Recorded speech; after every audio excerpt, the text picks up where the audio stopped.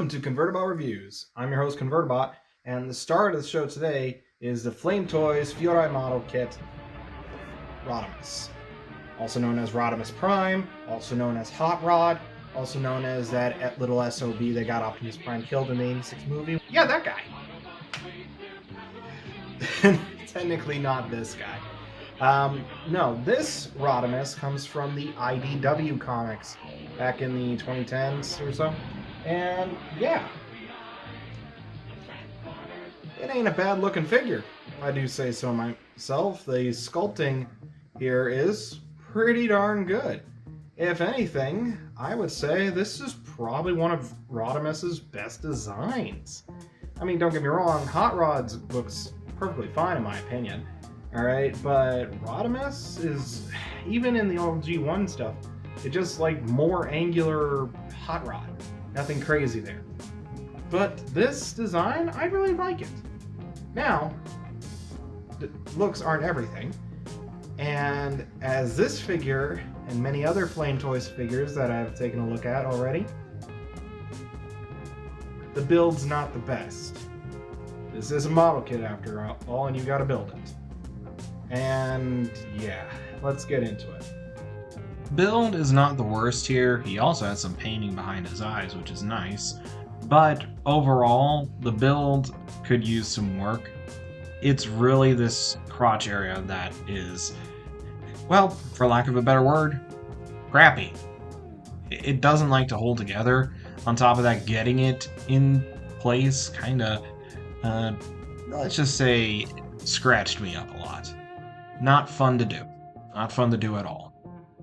Now, you do get a sticker sheet with this guy, which the only sticker that really matters is that Autobot symbol.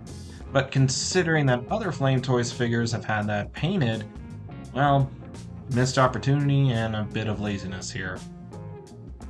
Accessory-wise, you would think Rodimus here would come with a lot. He does not. Outside of 2 blasters and an extra pair of hands, nothing really here of note to talk about. The hands for this guy are actually on a peg, which does come out really easily. Stays in there really easily too. And you do get a pair of closed hands, open hands, and trigger finger hands. The trigger finger hands actually can split apart to be able to wield his guns. It doesn't really stay on this little tab here, but once you have it all put together, it does hold really well. Probably the one part on this figure that holds its place really well. Either way, plug the hand back in, and bam! He can wield his guns. Also, plural, guns, he gets 2 of them, and yes, of course, he can dual wield. Or, if you want to, you do get the option to put the guns together to form a nice little long rifle. Gotta love it when you got some interesting use for the weapons here, considering the low amount of accessories. But fortunately, he can make use of the accessories with his posability. Okay, so posability on Rodimus here is actually really good. You get a ball-jointed head, can look up that far, down that far. The neck is on a hinge, which does help out a lot. These little wings at the back are just on hinges, so they can actually just move out of the way. Great. Parts love flying off on this thing. The shoulder pad is separate. It's on its own little swivel, which is nice. The arm itself is on a ball joint, which acts independently. The arm can move out. Bicep swivel, full 360, which is nice. Shit likes to popping off all the time. Double bend at the elbow, very nice, and a wrist swivel, because all these are on pegs. Ab section wise, you do get a arcing back, an ab crunch, which is 2-segmented, very nice, make some pretty good poses out of that, a waist swivel of death, leg can move up that far, side skirts are on a small little hinge at the back, so they can move up that far, back that far. There is more than 90-degree bend at the knee, This is not a double joint and a little disappointing, but hey, the rest of the posability so far pretty good. And you also have the ankle, which has got its own ankle pivot on a hinge here, and its on foot itself is on a ball joint, which gets you a pretty darn good range of motion out of that. And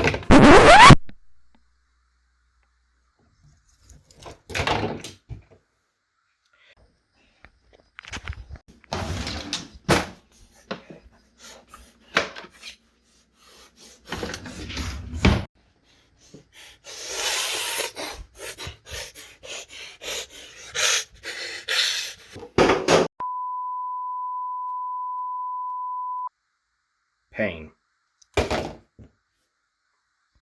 If it wasn't obvious, the posability on this guy is fantastic. Great. If he could stay together. Quite literally, you can get a lot of good poses out of them. It's just, he won't stay together. I'm 3 seconds from gluing this whole thing and submerging it, for Christ's sake. Here's Flame Toys Rodimus next to the Flame Toys Shockwave. The Blockies Hatsune Miku, still the better figure by far. The YOLO Park D16, which is somehow a better figure. And because we're going with the theme of IDW today, the IDW Megatron, or particularly the Mastermind Creations version of it. Let me know if you guys want a review of this guy. He's actually really good, and he's got a new version coming out this year.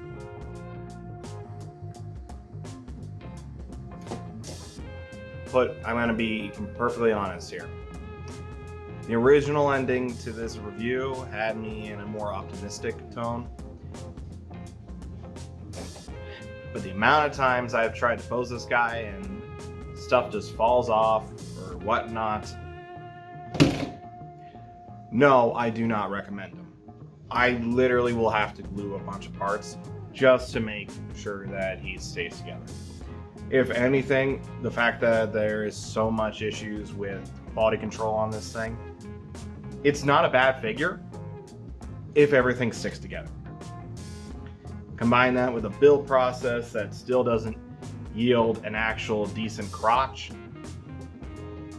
Great. I can't recommend this figure. If you can get them for cheap, great.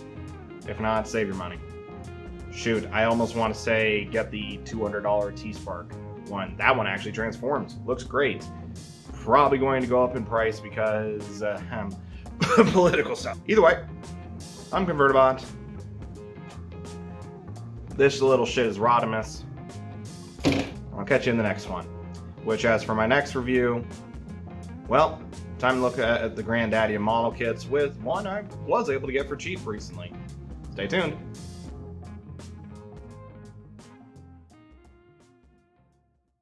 Hey, Red Eyes, I found somebody probably worse than you.